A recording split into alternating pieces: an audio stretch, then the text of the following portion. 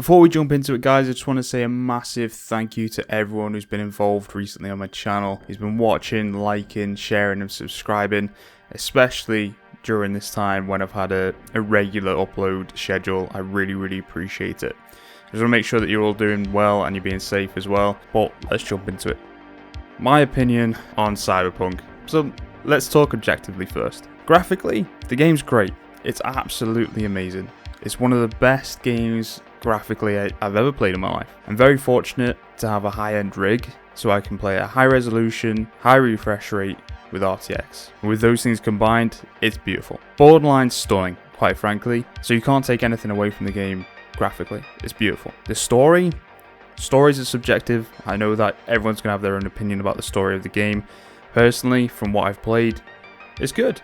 It's really good. I mean, it's not going to blow you away. It's not one of those games that's focused primarily on its story.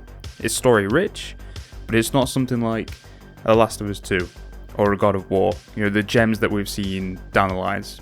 Don't get me wrong, still very good, but don't expect a masterpiece. The pacing's great. It feeds you in. It lures you in. It gives you enough. It entertains you throughout.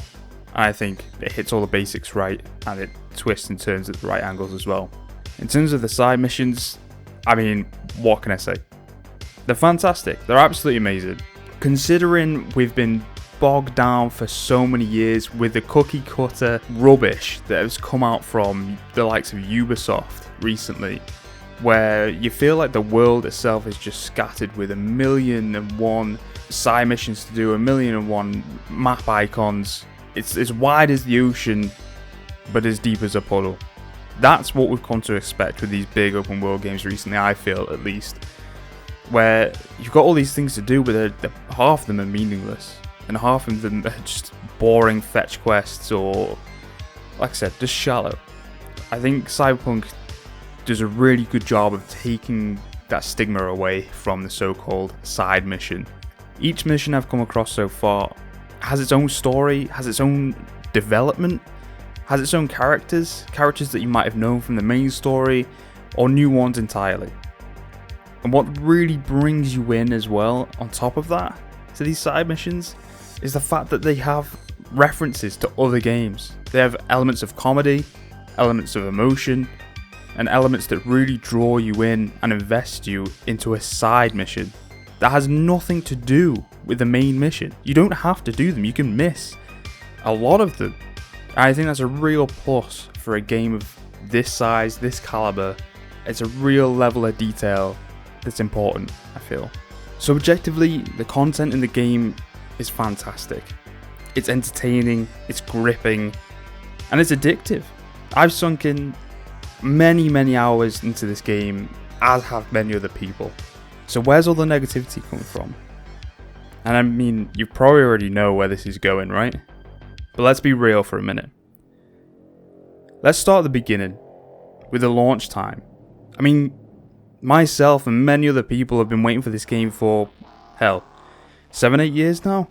I really don't see where those 7-8 years have come from. I know it takes a very long time, and trust me, I know nothing about game development. All I know about games is how to play them. I've played a lot of them. I've played ones that have been in development for 2 years, 3 years, 4 years, 5 years. But to claim that they've been developing this game for 8 years, twice as long as the average game takes to make, I don't see it in some areas. I feel there's a big side story that we're not seeing here within the company. I feel they might have had a lot of problems, and a lot of misdirection as well in their development. And I think a lot of that stems from it being wedged in between multiple generations of console. Now, I'm not having a go at the consoles or anything like that, I promise. But I feel that we need to understand that trying to develop a game for originally, which would be the original Xbox One and PlayStation 4, which at the moment looks ironic. And then I feel that the developers got tempted by the new power of the next generation consoles and really wanted to develop something for them. Really push the boundaries of the graphical technology that we know today with the likes of RTX and 4K and high refresh rates. And they did that.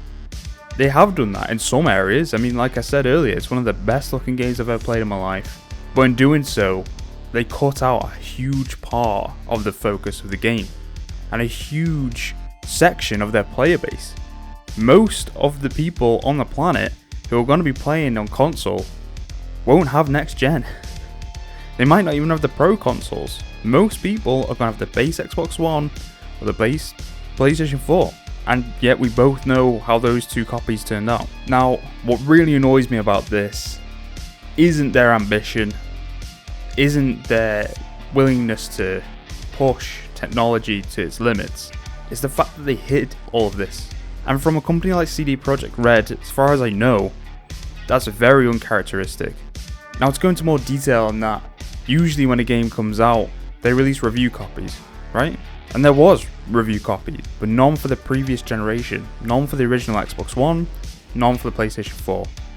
No one on the planet got a copy of that before the game was released. Now, if that isn't a big red flag, I don't know what is. On top of this, people who got early copies, or people who got review copies for the next generation consoles or PC, they were strictly told they are not allowed to release any of their own gameplay footage, which is ridiculous.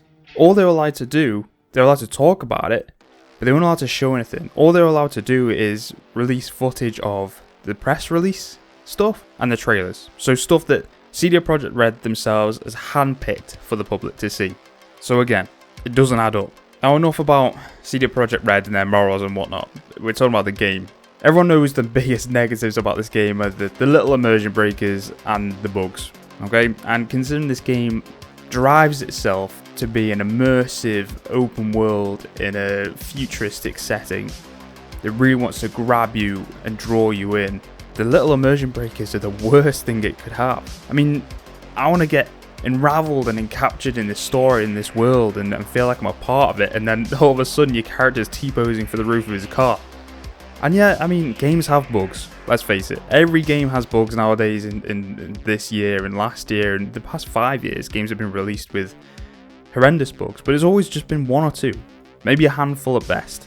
Things that they end up fixing, a month or two down the line, and then that's it, and everyone forgets about it.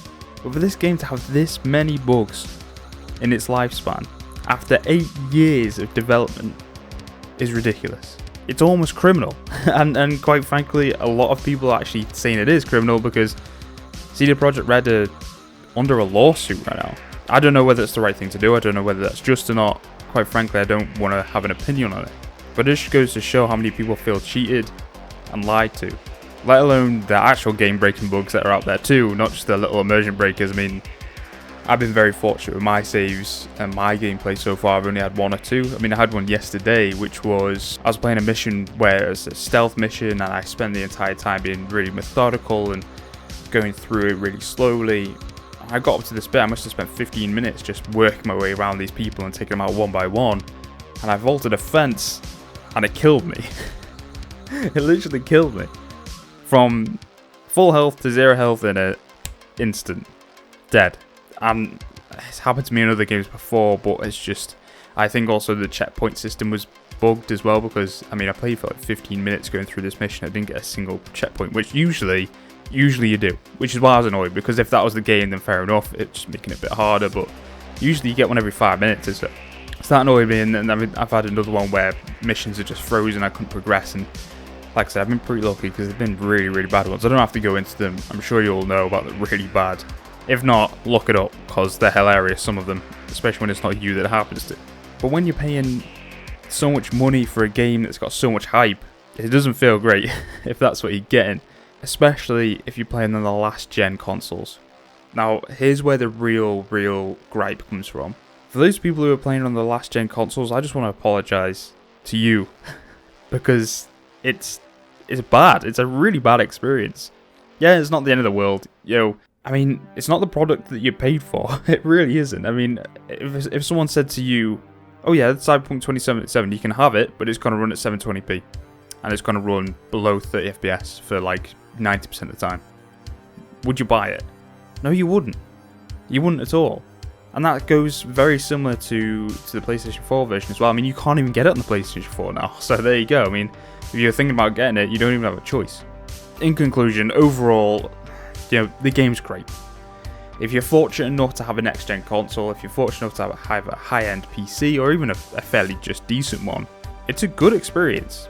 It is. And I can see it getting better and better with each patch and further down the line. So what I really want to say is, if you're thinking about getting it, unless you have one of those high-end PCs or a next-gen console, I'd stay back for now. Either wait until it's heavily patched or wait until you get one. So I guess what I want to know is from you guys, have you bought it or are you going to wait? What's your experience been with it? I want to know in the comments below. Have a bit of a rant down there. I feel like I've ranted enough. I want to hear your opinion. Let me know. Until next time, guys, you've been great. Cheers.